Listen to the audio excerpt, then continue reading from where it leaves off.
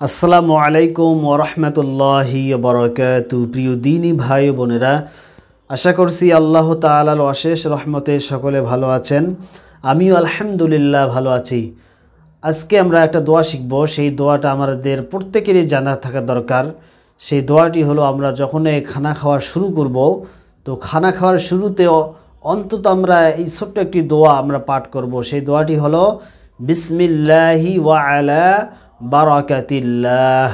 আপনি যদি এতটুকু বলতে না পারেন তো সংক্ষেপে আপনি বলবেন বিসমিল্লাহি, এতটুকুন বললেও আদায় হয়ে যাবে।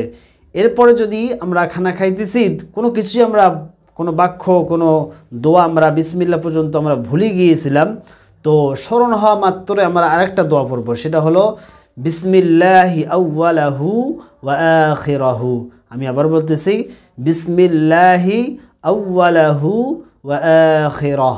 এই হাদিসটি, এই দোয়াটি বর্ণিত হয়েছে আবু দাউদ শরীফে, হাদিস নাম্বার 3767 নম্বর হাদিস।